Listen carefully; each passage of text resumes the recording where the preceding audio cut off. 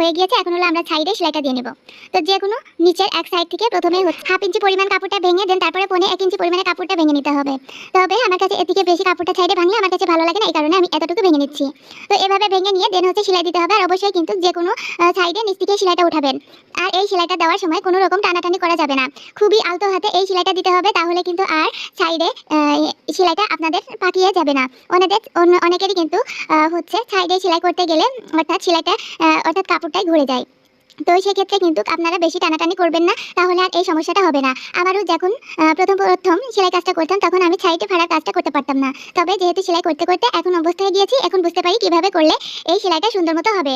তো আপনারা যদি আমার এই নিয়মটা ফলো করেন তাহলেও আপনারা কিন্তু খুবই সহজে সাইডে সেলাইটা দিয়ে নিতে পারবেন।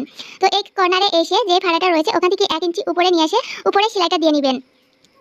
উপরে সেলাইটা দেওয়া হয়ে গেলে দেন আবার আমি এটাকে ঘুরিয়ে নিতে হবে, অবশ্য বাটটা বা প্রেসার বাটটা উঠিয়ে। তো উঠিয়ে নিয়ে ওই সাইডে যেভাবে যতটুকু কাপড় রেখে সেলাই করেছি এই সাইডেও ঠিক ততটুকু কাপড় নিয়ে সেলাই দিতে হবে। খেয়াল রাখতে হবে কাপড়ে যদি কম বেশি হয় তাহলে কিন্তু সেলাইটা দেখতে ভালো দেখা যাবে না।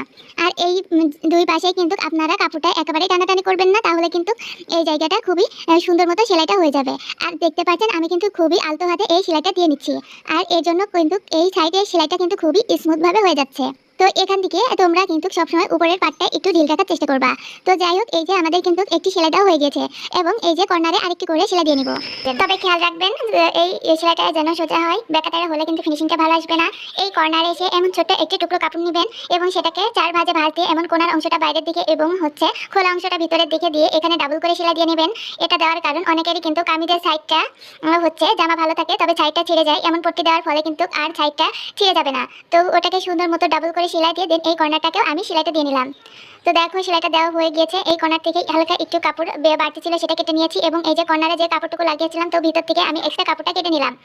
তো দুই সাইডে যেহেতু আমি লাগিয়েছি এই জন্য আমি দুই সাইড থেকে এক্সট্রা কাপড়টা কেটে নিচ্ছি।